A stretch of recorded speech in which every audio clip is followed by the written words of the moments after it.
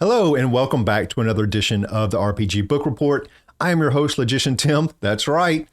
Tonight we're going to be continuing on our epic journey, learning more about the Pendragon RPG, and specifically, we're going to be learning more about making unopposed and opposed roles. We're going to dive in pretty deep into the glory, like how to earn glory and what glory can do for you. All that kind of fun stuff we're going to be going over tonight, so stay tuned. But before we jump in, I just want to ask that if you like this type of content, that you go ahead and like the video. You can go ahead and subscribe too. It's totally free. If you want to support the channel, I just ask that you check out my Patreon down below. It's listed in the description, or you could just buy me a cup of coffee instead. It's kind of like a one-time thing. There's no sign up or recurring like charges, anything like that. It's real quick, real easy. You just buy a guy a cup of coffee and you support the channel, and it's simple as that. And it really does help out a lot, you guys. I thank you so much for the people that have bought me coffees up until this point. Thank you so much. Okay, let's get on to the game mechanics chapter in Pendragon, shall we? Okay, we have the book cracked open to the 5th chapter named Game Mechanics. It's on page 113. Now, this chapter does start off with a couple of different role explanations. They tell us how to make the unopposed and the opposed roles along with modifiers and how they work. Now, honestly, this kind of stuff should have been put in the last chapter, in my opinion. It's such a short section. It could have been slipped in easily, and I wouldn't have had to kind of flip back and forth in the book just for these few paragraphs when I was learning more about the traits and passions in the last chapter. And honestly, this chapter is called Game Mechanics, but there's not a lot of game mechanics in it. There was more in the traits and passions chapter, honestly. And just moving this one little section to the last chapter and rename it the Game Mechanics chapter, name this one like Glory and Winter Phase or something like that, just makes more sense to me. Anyways, let's just get into it. Now, there are two different types of roles that you're going to be doing in Pendragon. You have unopposed and opposed roles. Now, you're going to make unopposed roles when you're just rolling against stats on your character sheet. Okay, and the example that they give us in the book is that say that you're traveling through the woods and the GM just suddenly asks you to make a roll against your awareness stat. If you pass, you notice that there's some bandits in the woods ahead, and you can kind of come up with a plan beforehand, right? Now, if you fail this awareness check, then you don't see them, and then out of nowhere, the bandits kind of ambush you, and all of a sudden you're in a fight without warning, right? So how this works is you're going to start off by rolling a D20. He's going to say, the GM's going to say, I need you to make an awareness check. So you're going to roll a D20, and you want to roll equal to or under that statistic on your character sheet. So let's say that your awareness is 14. You will want to roll a 14 or under to be able to spot those bandits ahead of you. Does that make sense? Opposed roles work kind of similar, but they're just a little bit different. You're going to make an opposed roll in situations where you're going to be rolling against something or someone else, while at the same time rolling against your statistics, okay? So an opposed roll can end up with a winner and a loser, a tie, or like both of you may lose, okay? Now let's take a look at a winning roll and see how that works real quick. Okay, so let's say that the bandits jump out of the bushes and now it's time to fight. It is going to end up being your sword skill against the skill of the bandits, right? Let's say that your sword skill is 15 and the bandit has a sword skill of 10, all right? You're going to roll a D20 and you're going to do two things with it. You're trying to get a roll that's a 15 or lower, and you're trying to have a higher roll than that of the bandits, okay? So let's just say hypothetically that you roll a 13 and the bandit rolls an 11. So your roll is 15 or under, so you succeeded that part. The bandit rolls over their stat of 10 because they rolled an 11, so they're actually failing that roll. And since they failed the roll, their roll is counted as 0. So any fail is counted as a 0. So your 13 beats a 0, so you will in fact inflict damage on that bandit. So that's how a winning roll will work in Pendragon. Now let's take a look at a tie real quick. Okay, let's look at a tie. Now your sword skill is a 15 again. The bandit sword skill is a 10. So this time, let's say that you roll a 17, failing your roll. Okay, the bandit rolls an 18, failing their roll. All right, so this means you both fail and you both effectively have zeros for your rolls. So in Pendragon, usually when you have a tie like this, it means that kind of like nothing happened this round. We both missed or something like that. And from what I read in personal combat situations, sometimes a tie can mean that some weapons will be damaged as well. And we will get to that when we go over the combat, like personal combat in another chapter, I'm sure. Let's look at the partial successes and what that might look like. Okay, again, you have a sword skill of 15. The bandit has a sword skill of 10. Let's say this time you roll an 8, which is under the 15. That's good. You're good on that part. The bandit rolls a 9, which is higher than your 8. So you lost that part. So you won part of it, but you lost the other part. So they tell us that in this type of scenario that you're going to gain some type of partial success in this type of situation. Now, they do tell us that in combat, this means that you're able to parry with a shield if you happen to have one. Again, something that we will probably cover more of in the combat chapter when we get to it. Now, let's take a look at modifiers and how those work. Now, sometimes the GM will apply a modifier to a certain situation, and these modifiers will either add to or subtract from the stat value, which will kind of change the odds of your capability for success, right? So let's say that you're attempting to spot those bandits that are hiding in the woods, but this time it's really dark outside. So the GM might give you a -5 or even a -10 modifier to your awareness stat because it's just, too dark to see. So let's say your awareness was at, 14. The GM gives you a -5 modifier because it's dark out. Your awareness stat is now 9. Okay, so it makes it a lot more harder.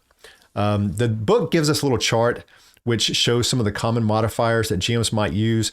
It's really just up to the GM, though, how much of this modifier that they're going to add to this certain situation or not. Now, most of the time, modifiers are only going to change the stat itself, like it's going to increase that awareness stat or decrease that awareness stat. But there are circumstances where the modifier might be applied to the roll instead of the stat. And this is when the stat is modified to 21 or higher. In this type of scenario, the excess will be applied to the roll. So let's say that your awareness is normally a 14, but let's say it's daytime and you've already been ambushed, and so your guard is really up. You're very hyper vigilant, right? The GM decides to give you a +10 to your awareness, making your awareness stat now, let's say a 24, right? So it was 14, he's giving you a +10 awareness, so now it's at a 24. So if you need to roll on your awareness, anything that you roll will succeed automatically since you can't roll less than a 20 on a D20 die, but you do increase your odds of having a critical success. So you're going to add 4 to your roll since the stat is modified to 24, so 4 above 20, you're going to add 4 to your roll. So this is going to mean that if you roll a 16 or higher, that you're going to get a critical success on that roll. So 16, 17, 18, 19, or 20, all are going to equal a critical success for you. So it's kind of a nice thing to have. But yeah, that's pretty much the main points between the unopposed and the opposed roles, along with modifiers. Now, the rest of the chapter includes topics such as time, like the difference between campaign time and narrative time, battle rounds and melee rounds, that sort of thing. It also goes over the different movement types, different rates of movement. You can do either on foot or on a mount, something like that, like the difference between unencumbered and encumbered movement, those type of things. I'm not going to be going over those tonight. But the next part of the chapter that I want to cover really is glory. So let's do that now. So we've talked about glory before, and we're going to kind of go into some more detail about it here. So gaining glory really is the main object in Pendragon. So you're going to gain glory for doing things that knights do, right? So knights do things, they get glory for it usually. And glory really is the chief reward in the game, and it's always given to the player by the GM. And the book gives a nice explanation about glory. They say that in real life, people don't have glory numbers, right? But they do have repute and personality. Now, in the game, your character's glory, their glory value will actually measure kind of like your fame, your success, your confidence, the importance, your influence, and also your status in, this hierarchy, right? And so they tell us that people are aware of each other's glory in the world because everybody is so extremely conscious of their status relative to somebody else's status. Does that make sense? So glory in the game measures your character's kind of like their personal social position in comparison of those others in the world, right? So they do have this nice little chart here on page 122 that shows you kind of where you stand in respects to your amount of glory and the quality of knight that you are known to be. So you can see like the higher number of glory points that you have, the more respected your knight is, right? And the lower the kind of less peon type knight you are. Does that make sense? Let's talk about real quick how you can get glory. You can get glory in a whole bunch of different ways. Basically, any dramatic event in the game is usually going to give you some glory. Defeating an enemy in combat, or getting married, even becoming a lord. We know that becoming a knight gave us 1,000 glory. Finding solutions to riddles, things like that. Even spending money will earn you glory as well. So you also even get glory just by owning land and manors and castles and stuff like that, as well as having those high passions that are 16 or higher is going to give you glory as well. So there's tons of ways to earn glory, you guys. Now, most of the time, you're going to get your glory through some sort of situation that you're in, and the GM's going to assign it to you based on a table. So basically, mundane tasks aren't going to earn you any glory, of course, right? The more heroic the task, obviously, the more glory that you're going to get. Now, they list a few kind of non-adventuring tasks that's going to earn you glory as well, like 1,000 glory each. Although they're going to be kind of extremely rare events. These aren't going to happen all the time, of course. Things like being knighted, we know, being made a king, being married, dying heroically in battle, other rank promotions. And I have a chart on that too.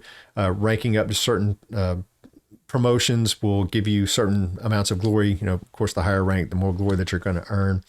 And those type of things. And again, these are going to be like once in a lifetime events, right? You can only be knighted once. You can only be named king once, typically, except for the married one. I guess you could end up getting married again if something happens to your wife or something like that.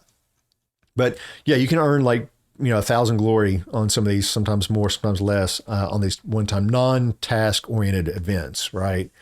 And again, these are going to be once in a lifetime, right? Now, earlier I mentioned that you could earn glory by spending money. So for every one librum, I hope I'm saying that right. Is it librum? That you spend, you will get 1 glory point as well. So there is a limit up to 100 librum spent this way. Then afterwards, you get 1 glory for every 10 librum that you spend. So if you spend, let's say, 120 librum on something, you would get 102 glory. Does that make sense? So you get 1 point per 100 for the first 100, and then you get 1 point for the 10, another point for the 10. So you get 102 glory. And there are tons of ways to earn glory listed in the book. But really, what can you do with it? Why do I want to earn it? I'm glad you asked that question. Let's take a look at that for just a minute. Now, if the GM approves, of course, it's always with GM approval. Everything is, right? Certain non-combat skills can be increased according to their glory, to your character's glory. So certain skills such as flirting, singing, orating, those all can be increased 1 point per 1,000 glory that you have. So let's just say that you have 8,200 glory. You could gain up to +8 in a courtly skill, such as, like I said, flirting or singing, something like that, which kind of makes sense because if you have this high standing, then people are going to be more open to your flirting or listening to you closer. So that orate skill is going to be much higher, right? Now, they also can give, so it's going to help out your skills, some of your skills. Now, you also get bonus points. So for every 1,000 glory that you have, you're going to add 1 bonus point to any trait, passion, attribute, or skill during the winter phase that we're going to be going over next time. And this can, eventually lead to your character having stats, well over 20, which you would be the natural, pretty much minimum, or natural maximum for your character. For every 1,000 glory that you have, you can add that 1 bonus point during the winter phase, which I think is cool. Also, your status, each 1 glory or each 1,000 glory is going to add 1 point to your knight's chance of being identified using recognize or the heraldry skill as well from somebody else. So yeah, it makes sense to me that your knight, the more status that you have, more chance that somebody's going to recognize who you are. That makes sense. Now, knights with higher glory will get precedence over others as well. I thought this was interesting. I didn't think about this before. And precedence, they say, kind of means that if there are kind of like 3 knights that are about to enter this castle, and we know that there's some bad guys in there that are waiting for us, well, the knight with the highest glory will get to go in first. They say that this will give them the most opportunity to kill the bad guys and therefore get more glory. So yeah, it's like that always, right? The people with money get more money. The people with glory get the opportunities to get more glory first. And that's how this works. So gaining glory is just a great way, like I said, to kind of get those skills and your stats at 20 or even higher, because you don't have to depend on a lucky dice roll to gain a point. Now, normally, and we're going to be going over this next time, normally you would have to get an experience check next to, let's say, a skill, and then you would have to roll over your stat to increase it in a point. All right, so let's say you have a 19 in something, right? You would have to roll a 20 to be able to get another point in it, which is statistically at least going to take a long time to do. And with gaining glory, you can actually just put a point into it and bam, you're at 20, or bam, you're at 21, something that you couldn't have done without it. And I really like this idea of glory in the game. It replaces the normal kind of experience that you see in other games, and also the levels that you would see in other RPGs, but it allows you to kind of level up your characters, increase their attributes and things like that, and even pass on some of that glory to future characters. Because remember, every glory that you have, you're going to pass down 1/10 of that to typically your son, right? So I just think that's really cool. Plus, it kind of stays in tune with the story of Pendragon, which I just think is an awesome idea. That's about it for tonight. We learned about doing unopposed and opposed roles and how to gain glory and what glory can do for you. Some really good stuff. So next time I'm going to finish up the game mechanics chapter, and we're going to learn more about that winter phase that we've been talking about so much. We are, speaking of winter phase, we're going through like a big winter snowstorm, and I did decide to chop up this chapter into a couple smaller bites to make it a little bit easier since there's so much going on in the world. Thank you so much for watching. I really do appreciate it. I just want to ask, like I said before, if you like this type of content, please go ahead and like the video. You can subscribe. It's free. If you'd like to support the stream, I do have a Patreon listed in the description, or you could just buy me a cup of coffee instead. It's like a one-time thing. There's no sign up. There's no recurring charges, anything like that. The link is in the description as well. And I do appreciate so much, guys, that those people that have bought me coffees up to this point, it does help out a lot. Every little bit definitely does help. Thank you so much. I will see you all next time. We're going to be finishing up this game mechanics chapter in the Pendragon RPG. I will see you then. Bye.